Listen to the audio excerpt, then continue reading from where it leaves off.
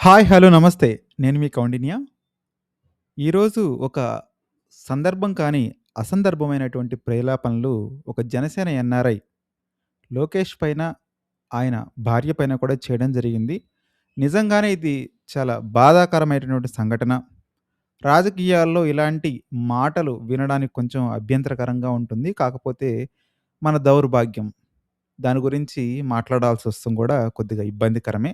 అసలు ఇంతకీ ఆయనేం మాట్లాడాడో ఈ వీడియోలో తెలుసుకునే ప్రయత్నం చేద్దాం. రాజకీయంగా సాధారణంగా సవాలక్ష విభేదాలుండొచ్చు. ఎప్పుడూ సంబంధం లేనటువంటి మహిళల్ని, ముఖ్యంగా గృహిణుల్ని రాజకీయాల్లోకి లాక్కూడదు అనేది ప్రాథమికమైనటువంటి సూత్రం. ఇప్పుడే కాదు, పూర్వకాలంలో గూడా చిన్న పిల్లవాళ్ళని, భార్యల్ని యుద్ధాల్లో కానివ్వండి, ఏ రకమైనటువంటి రాజకీయ వ్యవస్థల్లోకి లాగేవాళ్ళు కాదు. అది అప్పటినుంచి ఉన్నటువంటి ఒక కట్టుబాటు. వారి గురించి అభ్యంతరకరమైన కామెంట్స్ చేస్తే అవి అల్టిమేట్‌గా ఎండ్ ఆఫ్ ద డే వారి పతనానికే దారి తీస్తాయని మనకి చరిత్ర నిరూపిస్తున్నటువంటి సత్యం. పురాణ గాథలు మొదలుకొని ఒక ద్రౌపది, ఒక సీత, నేటి ఆధునిక కాలం వరకు కూడా ఎవరి పతనమైనా కూడా మహిళతోనే ప్రారంభమవుతుంది. వారితో అనుచితంగా ప్రవర్తిస్తే వారి బతుకు బస్ స్టాండ్ అవుతుందనేది ఇప్పటికీ మనందరికీ తెలుసు. మహిళల్ని ఎంతో గౌరవప్రదంగా పూజించేటువంటి భారతదేశం లాంటి ఒక అవిచ్ఛిన్నమైనటువంటి ప్రజాస్వామిక దేశంలో వారిని ఆడవారిని గౌరవించకపోయినా పర్వాలేదు కానీ, దూషించకూడదు అనేటువంటి ప్రాథమిక మౌలిక సూత్రానికి చాలామంది కట్టుబడతారు, కట్టుపడతాం, కట్టుపడాలి కూడా. కానీ దురదృష్టవశాత్తు తాజాగా జనసేన పార్టీకి చెందిన NRI Chigulishetti Prasad TDP social media యాక్టివిస్టులు తీవ్ర స్థాయిలో రగిలిపోయే విధంగా కొన్ని సంచలనమైనటువంటి వ్యాఖ్యలు చేశారు. ఈ దరిదాపుల్లో ఈ తరహా వ్యాఖ్యలు చేసినటువంటి ఏ జనసేన నేతను కూడా మనం చూసుండం. సో, ఇలాంటి వాడిక జనసేన పార్టీ తరపున ఎన్ఆర్ఐ కోఆర్డినేటర్ పదవి ఇచ్చారు అంటూ లోకేష్‌ను కూడా నిలదీయడం జరుగుతుంది. తాజాగా లోకేష్ దంపతులని ఆయన ఒక ఉదాహరణగా తీసుకొని, ఎవరైతే జనసేన ఎన్ఆర్ఐ చిగిలిశెట్టి ప్రసాద్ చేసిన కామెంట్స్ ఇప్పుడు సోషల్ మీడియాలో విపరీతంగా వైరల్ అవుతున్నాయి. సో, ఏపీ ఎన్ఆర్‌టి కోఆర్డినేటర్‌లకు సంబంధించి రెండో జాబితాను ఆంధ్రప్రదేశ్ ప్రభుత్వం కేవలం 2 రోజుల క్రితం మాత్రమే ప్రకటించింది. రెండో విడతలో 292 మంది కోఆర్డినేటర్లను నియమించడం కూడా జరిగింది. ప్రవాసాంధ్రుల అభ్యున్నతి సంక్షేమం కోసం ఈ నియామకాలు చేపట్టినట్టు ఏపీ ఎన్ఆర్‌టి ప్రకటించింది. టెక్సాస్ నుంచి నలుగురిని నియమించగా, వారిలో జనసేన తరపున చిగులిశెట్టి ప్రసాద్‌కు పదవి దక్కింది. ఇతను జనసేనకు కరుడుగట్టిన సైనికుడు. పవన్ కళ్యాణ్ ఆయన సారథ్యం వహిస్తున్న జనసేనకు వీర సైనికుడు, భక్తుడు. ప్రతిష్టనం, ప్రతి నిమిషం ఆ పార్టీ శ్రేయస్సు గురించి మాత్రమే ఆలోచిస్తుంటాడు. అయితే తన పార్టీ జోలికొస్తే మాత్రం టీడీపీని సైతం ఏకిపారేయడానికి ఎట్టి పరిస్థితుల్లోనూ వెనకాడడు. ఈ నేపథ్యంలోనే తమ పార్టీకి సంబంధించి టీడీపీ నేతలెవరో విమర్శలు గుప్పించారని భావించినటువంటి చిగిలిశెట్టి ప్రసాద్ తీవ్ర స్థాయిలో విరుచుకుపడడం ఇప్పుడు సంచలనాన్ని రేపుతుంది. ఈ సందర్భంగా ఆయన మాట్లాడినటువంటి వీడియో ఒకటి సోషల్ మీడియాలో విపరీతంగా చక్కర్లు కొడుతుంది. లోకేష్ దంపతులను పోలుస్తూ ఆయన మాట్లాడినటువంటి మాట తీరు చెప్పుకోవడానికే నిస్సిగ్గుగా, నిర్లజ్జగా సమాజానికి చాలా ఇబ్బంది కలిగించేలా ఉంది. ఇలాంటి వ్యక్తిగా ఒక అతి ముఖ్యమైనటువంటి పదవిని ఇచ్చింది అని సోషల్ మీడియా వేదికగా టీడీపీ అంటే కూడా సభ్య సమాజం ఇప్పుడు బాధపడుతుంది. తీవ్ర స్థాయిలో ఇబ్బంది పడుతున్నారు. అలాంటి వ్యాఖ్యలు విన్నప్పుడు ఎంతగా ప్రజల యొక్క హృదయాలు గాజుపడి ఉంటాయో మనం కూడా అర్థం చేసుకోవచ్చు. ఇప్పుడు చిగిలిశెట్టి ప్రసాద్ ఏమన్నారో ఆయన మాటల్నే యథాతథంగా నేను ఇక్కడ మీ ముందుంచడానికి ప్రయత్నిస్తాను. కొన్ని హైడ్ చేసి చెప్తాను. కొన్ని పలకడానికి కూడా అభ్యంతరకరంగా ఉంటాయి. నేను పలికే ఉద్దేశ్యం నాకు లేదు. ఇవి నా వ్యాఖ్యలు ఎంత మాత్రమో కాదు. కేవలం చిగిలిశెట్టి ప్రసాద్ చెప్పినటువంటి వ్యాఖ్యలను యథాతథంగా మీ ముందుంచే ప్రయత్నం చేస్తున్నాను. ఎలాంటి దుర్భాషలు నా సైడ్ నుంచి నేను మాట్లాడటం లేదు. ఆయన ఏమన్నారంటే, "అయ్యా పచ్చ బ్యాచ్, మీకు అర్థం కావాలని చెప్తున్నా.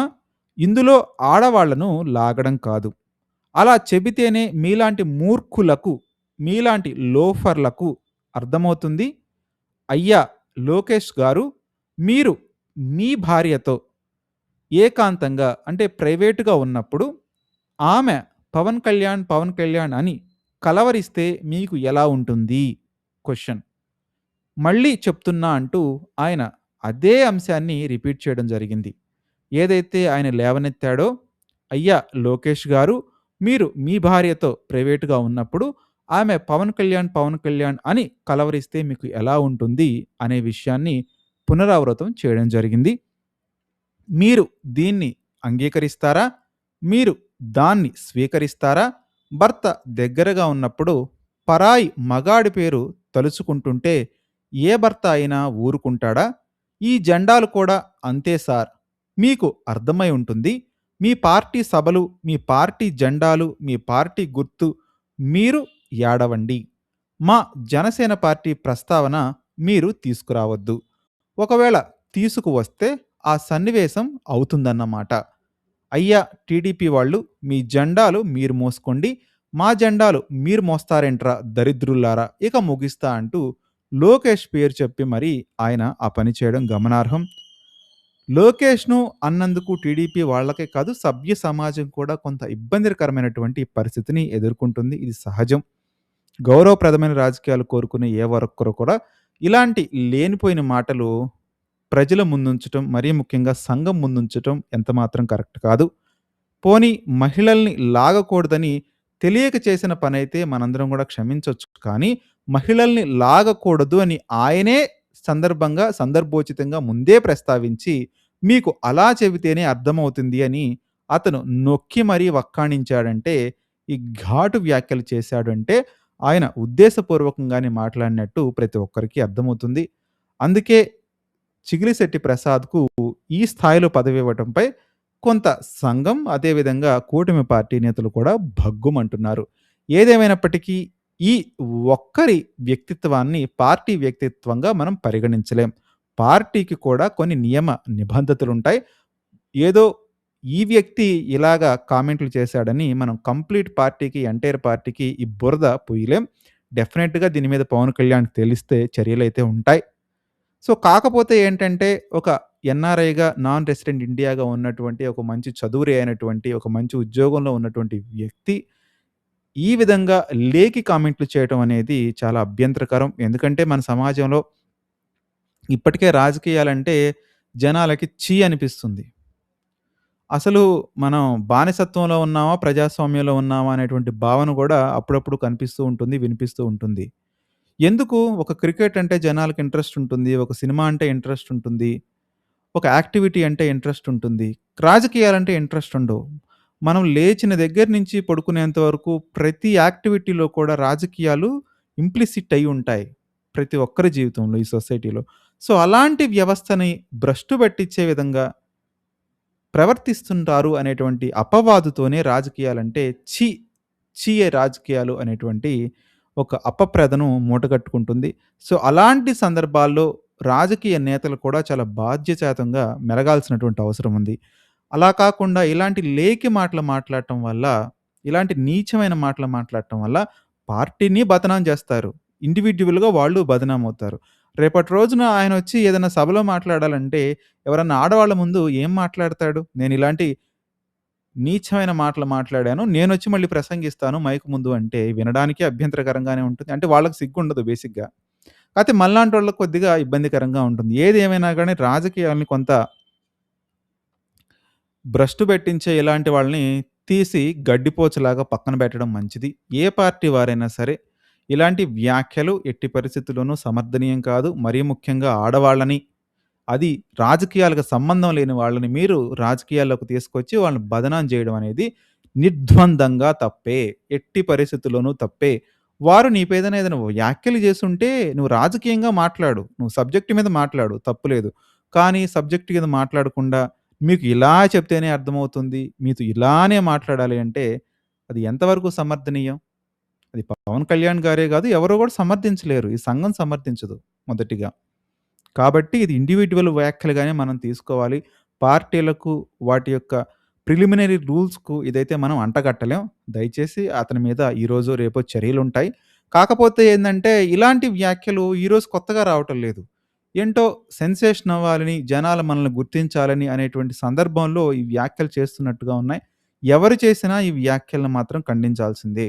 పార్టీలకు అతీతంగా రాజకీయం గురించి మీరు మాట్లాడండి. అదేవిధంగా ప్రతిపక్షం గురించి మీరు మాట్లాడండి. మీరు కూటమి గాబట్టి కూర్చొని మీ యొక్క పదవుల పంపకాలు పంచుకోండి. దానికొచ్చినటువంటి అభ్యంతరం ఏం లేదు. ఎవరికి పదవులిచ్చినా, ఇవ్వకపోయినా గానీ, మీకొక బాధ్యత అంటూ ఉంటుంది. నీకొక పదవి ఇచ్చారంటే, ఆ పదవిని నువ్వు ఒక రేంజ్‌కి తీసుకెళ్ళకపోయినా పర్వాలేదు. నీకెందుకు పదవిచ్చామా అనేటువంటి ఒక అభిప్రాయానికి అధిష్టానం వస్తే ఇబ్బంది కదా! అంటే మన సెలక్షనే రాంగ్ అయినప్పుడు, ఇక నువ్వు ప్రజలకి ఏమి న్యాయం చేయగలుగుతావు? సో, అక్కడ అధిష్టానమే ఫెయిల్ అయినట్టు కదా! బేసిక్‌గా. వాళ్ళలా ఆలోచించుకోకుండా ఉండేలా నువ్వు ప్రవర్తించినట్టయితే బావుండేది. నువ్వు అదే మెసేజ్‌ని ఇంకొక రకంగా కూడా వాళ్ళకి చేరేయొచ్చు. మాకు ఈ రకంగా ఇబ్బందులున్నాయి. మా యాక్టివిటీస్‌లో మీరు కొంచెం తలదూర్చకండి. ఏదైతే మా కార్యకర్తలున్నారో వాళ్ళకి కొంచెం ఇబ్బందవుతుంది. మేము సమాధానం చెప్పలేని పరిస్థితిలో ఉన్నాము. మీరు ఏదన్నా ఉంటే మాకు వన్ ఆన్ వన్ చెప్పండి. మేము దాన్ని కన్వే చేస్తాము మెసేజ్‌ని ప్రాపర్‌గా. ఇన్ రైట్ వే, రైట్ ఫార్మాట్‌లో అని చెప్పొచ్చు. అంటే జనాన్ని, ఒక సమూహాన్ని లీడ్ చేసేటువంటి ఒక కోఆర్డినేటర్ పొజిషన్‌లో ఉన్నటువంటి నువ్వే ఈ రకంగా మాట్లాడితే, ఆ సొసైటీని అదేవిధంగా నీ వెనకున్నటువంటి జనాన్ని నువ్వు ఎలా లీడ్ చేయగలుగుతావు? నీకు ఆ పొజిషన్ ఎలా వర్తబుల్ అవుతుంది? ఇంప్రాపర్ గదా! కంప్లీట్‌గా. సో, డెఫినెట్‌గా సంఘంలో ఉన్న మనలాంటోళ్ళమందరం ఖండిద్దాం. ఇలాంటివి పునరావృతం కాకూడదని కోరుకుందాం. మీరు రాజకీయాలుంటే రాజకీయ నాయకుడిగా మాట్లాడండి. సబ్జెక్ట్ మీదగా మాట్లాడండి. అంతేగాని ఇంట్లో ఆడవాళ్ళతో మీకేం పని అసలు ఫస్ట్ ఆఫ్ ఆల్? వాళ్ళు మిమ్మల్ని ఏం జేశారు? మీ మీద ఏం మాట్లాడేవాడు? సో, రాజకీయంగా తీవ్రంగా దూషించుకోండి. మీకు అంటే రాజకీయాలు భ్రష్టు పట్టిపోయాయి గాబట్టి మీరు మాట్లాడుకోండి పర్వాలేదు. ఎందుకంటే మీకు సిగ్గు లేదు గాబట్టి మీరు మాట్లాడుకుంటారు. మీరు మాట్లాడుకోండి. అంతేగాని ఇంట్లో ఉన్న ఆడోళ్ళు మీకేం పని వాళ్ళతోటి? వాళ్ళకేమైనా రాజకీయాలతో సంబంధం ఉన్నా గాని మాట్లాడకూడదు మనం ఎట్టి పరిస్థితుల్లో కూడా. మనకంటూ కొన్ని నైతిక విలువలుంటాయి గదా! సో, డెఫినెట్‌గా ఇది సంఘమంతా గూడా తీవ్రంగా ఖండించాల్సిన విషయమే. సో, ఎట్టి పరిస్థితుల్లోనూ పవన్ కళ్యాణ్ గారు దీని మీద చర్యలు తీసుకుంటారు. దయచేసి మీరు కూడా మీ అభిప్రాయాన్ని కామెంట్ రూపంలో తెలియజేయండి. ఎట్టి పరిస్థితుల్లోనూ ఆడవాళ్ళని, పిల్లని మాత్రం రాజకీయాల్లోకి లాగడం ఎంత మాత్రం సమర్థనీయం కాదు.